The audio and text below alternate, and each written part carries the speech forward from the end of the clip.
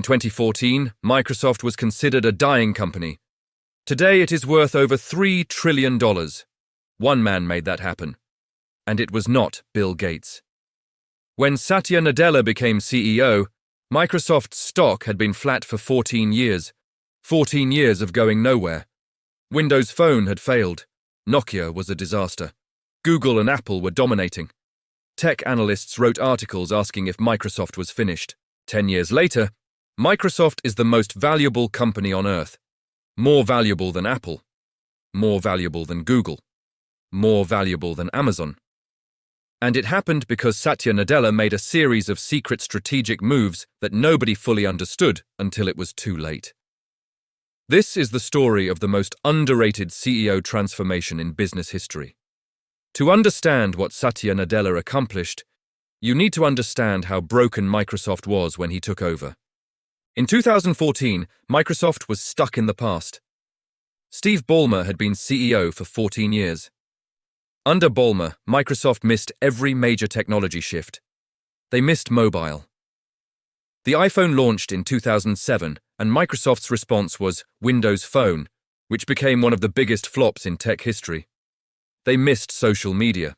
Facebook grew to billions of users while Microsoft watched. They missed cloud computing. Amazon Web Services launched in 2006, and Microsoft was years behind. The company culture was toxic. Microsoft was infamous for stack ranking, a brutal employee evaluation system where managers were forced to rate employees against each other. No matter how good your team was, someone had to be ranked lowest. It destroyed collaboration. Teams competed against each other instead of against competitors. Microsoft had become a joke in Silicon Valley. Young engineers wanted to work at Google, Facebook, or Apple. Nobody wanted to work at the boring old company that made Windows and Office. The stock price reflected this. From 2000 to 2014, Microsoft stock went essentially nowhere, while Apple stock increased 20 times. When Satya Nadella was named CEO in February 2014, most people expected more of the same. He was a Microsoft lifer. 22 years at the company, head of cloud computing. Not exactly a flashy outsider who would shake things up, everyone underestimated him. Satya's first move was ruthless and brilliant. He killed Microsoft's obsession with Windows. For decades, Windows was everything. Every product decision at Microsoft revolved around protecting Windows. Satya saw that this was killing the company. Mobile had already won. Windows Phone was dead. The future was not about what operating system you used. The future was about cloud computing. Satya bet everything on Azure, Microsoft's cloud platform. He redirected resources, reorganized teams, and made cloud the company's top priority. When Satya took over, Azure was generating about $4 billion per year. Today it generates over $80 billion annually. Azure became the second largest cloud platform in the world, behind only Amazon. But Satya did something even more radical. He made Microsoft products work on competitors' platforms. Office came to iPhone and iPad. Microsoft apps appeared on Android. SQL Server started running on Linux. This would have been unthinkable under Ballmer. Windows first.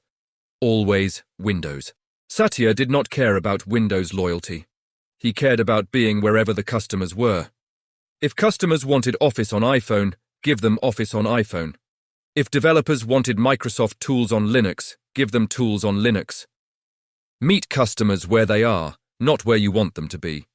This sounds obvious now, but in 2014, it was revolutionary for Microsoft's culture.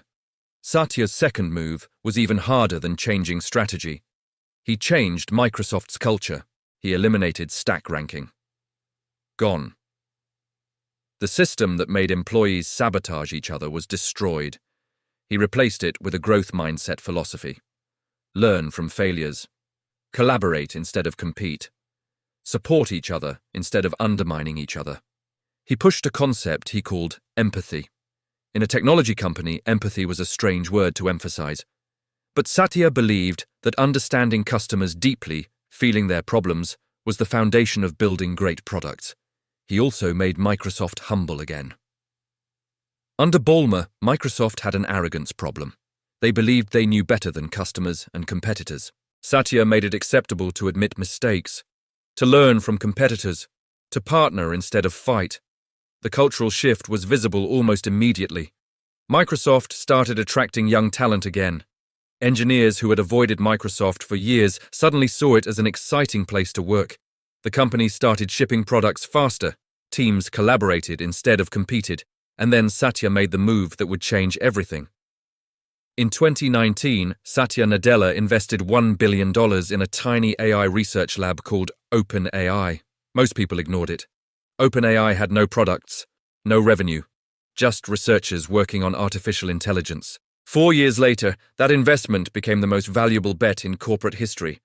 When ChatGPT launched in November 2022, it became the fastest-growing consumer application ever. 100 million users in 2 months.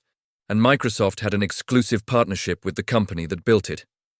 Satya immediately weaponized the relationship. He invested another $10 billion. Total investment reached $13 billion. In return, Microsoft got rights to integrate OpenAI's technology into every Microsoft product. Bing got ChatGPT integration. For the first time in 15 years, someone was genuinely threatening Google in search.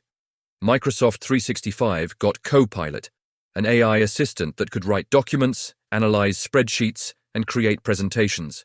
GitHub got Copilot for coding, which now writes nearly half of all new code on the platform. Azure got OpenAI API access, bringing enterprise customers flooding in. Within months, Microsoft had AI embedded in search, productivity software, developer tools, and cloud services. No other company had AI integration that deep across that many products. And here is the genius part. When Sam Altman was fired from OpenAI in November 2023, Satya immediately offered to hire Sam and his entire team. Whether Sam stayed at OpenAI or joined Microsoft, Satya won either way. He had structured the deal so perfectly that every outcome benefited Microsoft. Sam returned to OpenAI 5 days later. Microsoft's position became even stronger. Satya had played the entire situation flawlessly. The numbers tell the story better than words. When Satya became CEO in 2014, Microsoft was worth approximately $300 billion. Today it is worth over $3 trillion. That is a 10 times increase in 10 years. Satya added over $2 trillion in value to Microsoft. Microsoft's stock went from $37 per share to over $400. Investors who bought Microsoft stock when Satya took over have made 10 times their money. Revenue has more than tripled. Profit margins have expanded. Microsoft went from being a dying Windows company to being the most valuable company on earth. And Satya did it without any of the drama that follows other tech CEOs. No controversial tweets, no public fights, no scandals. Just quiet, relentless, strategic execution. Satya Nadella's transformation of Microsoft offers brutal lessons for every business leader. First, kill your sacred cows.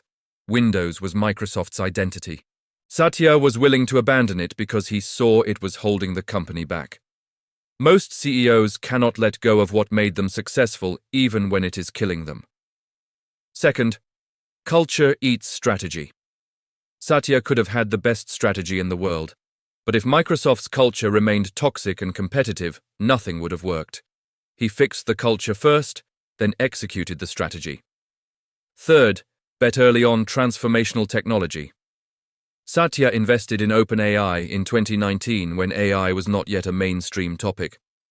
By the time competitors realized AI was the future, Microsoft already owned the best partnership in the industry. Fourth, stay humble.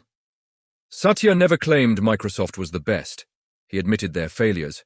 He learned from competitors. He partnered instead of fought. And that humility allowed Microsoft to adapt faster than arrogant competitors.